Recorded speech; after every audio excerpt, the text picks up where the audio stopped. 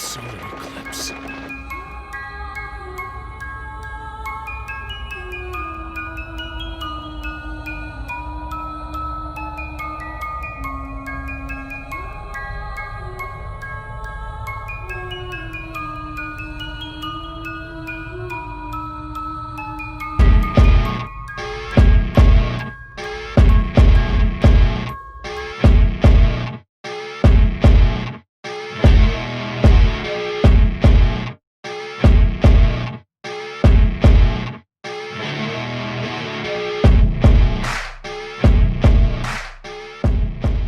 Eclipse.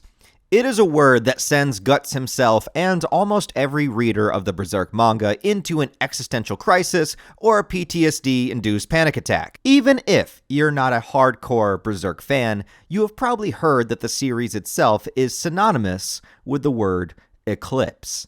An eclipse serves as the backdrop for not just the climax of the Golden Age arc, but is also the single most important and defining moment of the entire story. It is the culmination of everything that made Guts who he was when we met him in the beginning. It is the answer to so many burning questions early on within the story. It's the end result for many important characters. It's an event that turned our beloved Casca into a broken shell for 2 decades in our real time, and it's the scene that gives the most amount of screen time to the elusive God Hand characters. It's also the culmination of Griffith's story arc, embracing his darkness and ascending into the monster that he was fated to become. Under the darkened out sun and thrown within a hellscape, the eclipse is the moment that is talked about the most when it comes to Berserk, and is kind of a make or break moment for most people. It's where you become so invested in the story that you decide waiting through endless hiatus and only receiving 2 chapters a year is worth it just to see it through to the end, or it's the moment where you think things have maybe gone too far and you question whether or not you want to continue. The eclipse is so entwined into Berserk lore that almost every time an eclipse is shown in other media, there will no doubt be some comment saying that this has to be a Berserk reference. And you know, they might be right about that. But why was an eclipse chosen at all to backdrop into our descent to madness? The eclipse itself is a simple yet very rare thing, as the timing for it has to link up perfectly. Essentially, it's just when the sun, the moon, and the earth all line up together within their rotations. A lunar eclipse is when the moon moves into the earth's shadow, causing the moon itself to appear to be darkened, and these happen fairly frequently.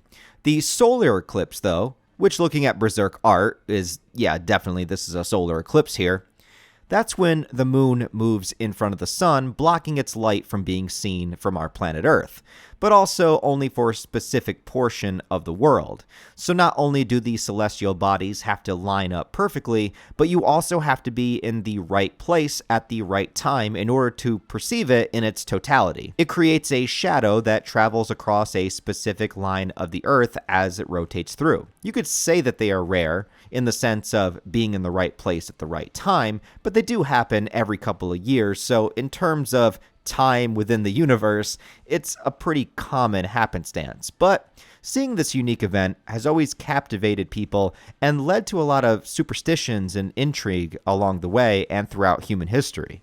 People would believe that eclipses are omens of something to come, and usually in more of a negative light. Stories have been told referencing giant creatures that were literally eating the sun when this happened, and in order to make them go away, they would have to create as much noise as possible or shoot arrows at the sky. In some cultures, it was a giant dog eating the sun. In others, it was a snake, or a dragon, or a toad, or even a squirrel.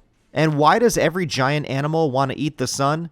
Well, I don't know, but it is interesting that humans throughout different areas of time and through different parts of the world all picked the same idea of a giant animal eating the sun. They just had different opinions on which animal it was. There's also stories like in Norse mythology that has many interesting connections to astronomy in general, but this specific tale involves Loki alongside a giant wolf this time that also swallows the sun in his wake. There's supposed accounts of a Greek battle that happened during an eclipse, and when that eclipse happened and the battlefield darkened, both sides decided upon a truce and put their weapons away. Some people even think that Stonehenge was created in order to track the sun and moon and was an ancient way to kind of discover things about astronomy, which is also very interesting considering that a Stonehenge recreation is also used in the Berserk manga in order to help Griffith and his men navigate the World Tree branches, which are within the sky.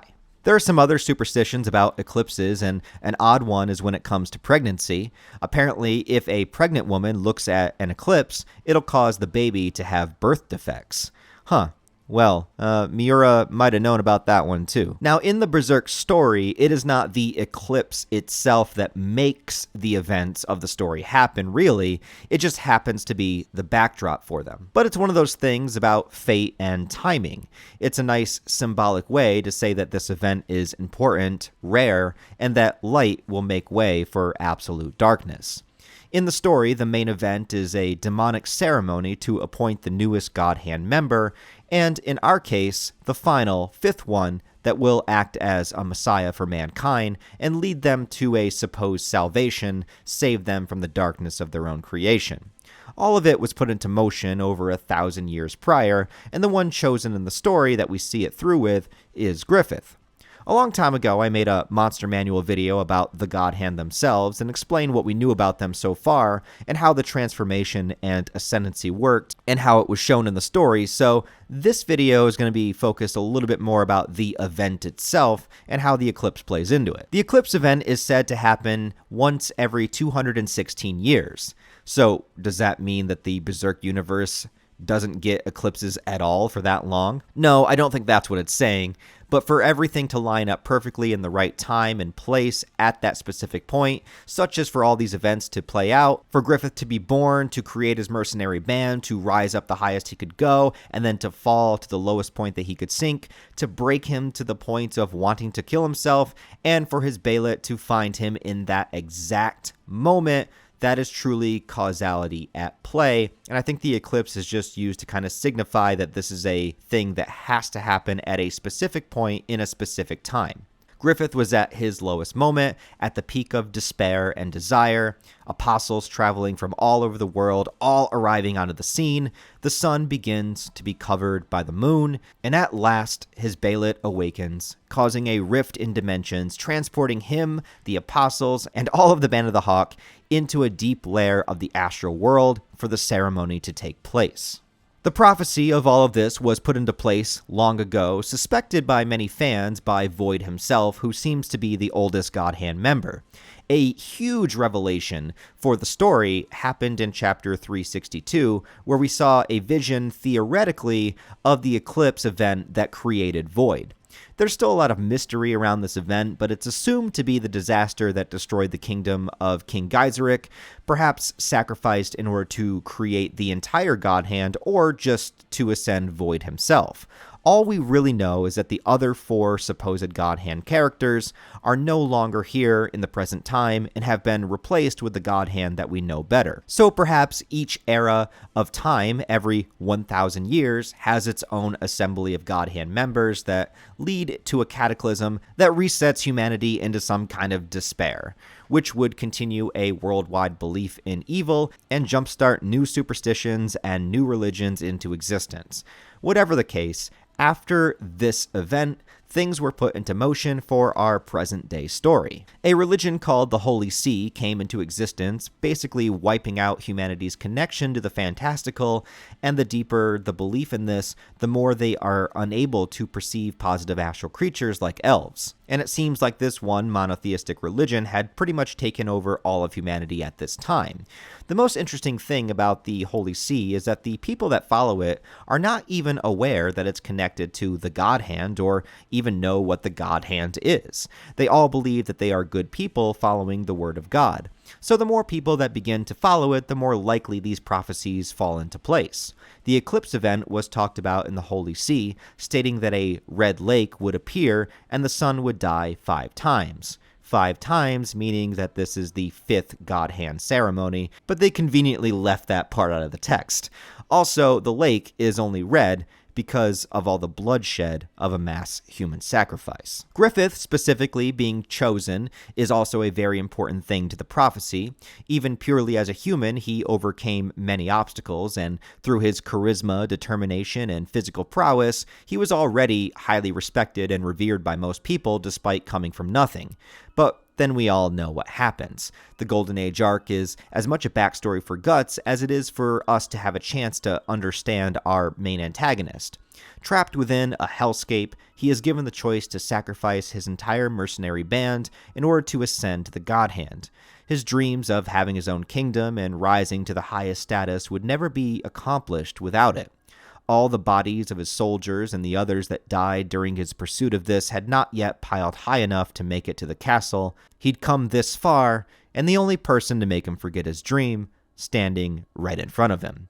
Griffith submits and agrees to sacrifice all of his comrades, beginning the invocation of doom, in which every person there is branded for sacrifice, and a free-for-all ceremony of gluttony, desire, and the macabre all happen at once. There is no chance. There is nowhere to run, no possible way for even the most skilled warriors to endure this onslaught of demonic entities all befalling them at once. One by one, we watch all of our main characters die, each of their dreams and desires being extinguished in order to ignite the greater flame of Griffith's desire. These deaths both symbolically and literally provide fuel for his transformation, embracing his darkness and emerging in a form that is within the image of that desire, the hawk, the one that soars higher than anything, and will deceive the world as the hawk of light, or the hawk of darkness. The ceremony, assumingly, was to go on as long as it took to devour all of those that were sacrificed. But Griffith's personal vendetta against Guts halts the feast momentarily in order for him to do what he does to Casca. If watching the deaths of all of our favorite characters was not enough, this moment is certainly the most sickening to endure. Guts trapped and forced to watch the woman he loves violated by a man that he adored and looked up to. But for Griffith, now Femto, Guts is beneath him. He needs to show him that he is inferior, that he can take whatever he wants away from him, that Casca belongs to him once and always, and so does Guts. The other God Hand members even cheer this on in a disgusting demonic splay of encouraging the most evil of human actions. After all, each and every apostle, and even the God Hand themselves, are simply humans that submitted to their darkest selves and desires.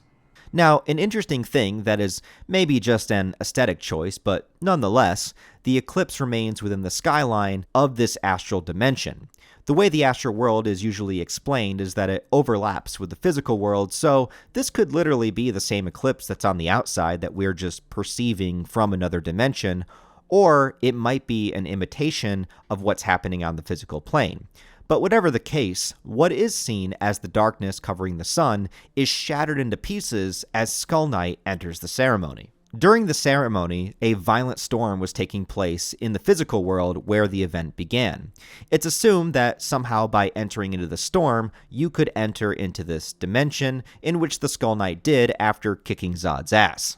Now, some would say Skull Knight entered this dimension by using the Baelot sword, but at this point in the story, he had not yet created it, and you can see in the panels that this sword is still in its normal form. It's an interesting effect that they use, though, to have him enter the dimension literally by breaking the eclipse, symbolically interrupting the event, putting a stop to it, and letting light in once more, or maybe it just coincides with the end of the eclipse in the physical world, which we don't actually get to see how long it lasts. But whatever the case, Skull Knight is successfully able to rescue Guts and Casca, leaving many people to believe that the sacrifice was incomplete, which means that Griffith might not be up to his full power. But he is still pretty damn powerful nonetheless. Also, the other God Hand consider this to be an insignificant event, and they don't seem too concerned about it. Also, the fact that the transformation into Femto had already happened by this point, so I'm not sure how much more of a difference it would have made. But also, the themes of Berserk usually point to how small, insignificant events can actually drastically change things over time, so who knows? We also do not see the official end of the eclipse within the astral world, but we are left with an ominous message that, like the moon covering the sun, things are about to move forward into an age where darkness will cover the light of the world, an age of darkness. And who knows where all this is leading. So many other events have happened since all of this, leading to Griffith's incarnation, the reveal of demonic entities to the world, and the entire planet being overrun with monsters, and the one safe haven being Griffith's new kingdom, Falconia, in which all revere and look up to him as a savior or a messianic figure. So, yeah, things get pretty crazy. Now, obviously, we have not seen an eclipse event since this moment, other than the brief flashback featuring Void and the 4 mysterious maybe God Hand members of that time, but other than trying to figure out what this is all building to, the eclipse event itself is something that truly does define the entire series. Now, all of the events that are in play are way more complex than I talked about in this video because there's specific character dynamics between each individual character that are all important, and it takes about 12 volumes worth of build-up before this actually happens, so it's very hard to condense it. But as for the event itself, consider this just a brief overview. The important bits are that the God Hand ceremony only happens during an eclipse, and only happens every 216 years. It's an event of indulgence and evil, all leading towards something still unknown to the readers, but we can assume it's an apocalyptic event of some kind. We have the Holy See prophecy at play, motivating everybody to believe in what they are seeing being a good thing and waiting for the Hawk of Light to save them, having a handsome, charismatic leader in Griffith at the forefront that few would bother to question. What we do know is that an eclipse is a fascinating occurrence that has captivated people for many centuries and is involved as a pivotal point in many different fictional stories. And maybe that's because something strange does go on whenever they happen. Perhaps in some way it does invite darkness to take over. Perhaps it does open up gateways into places that we dare not go. In fact, there's an eclipse today that I'm posting this video, and more than that, I happen to be within its trajectory in order to see. And you know, I've spent a lot of years on YouTube and getting to the point where I now have over 120,000 subscribers on this channel. I also just so happened to find this strange little guy in the forest recently. Now, I'm not saying I intend to ascend to a higher plane by sacrificing my subscribers, but I also know that I need to pile up many more subscribers if I am to reach that castle. If there is one thing I can do for them, it's that. I'm sorry, you guys, but I submit. Their final destination is darkness, and waiting for them is despair.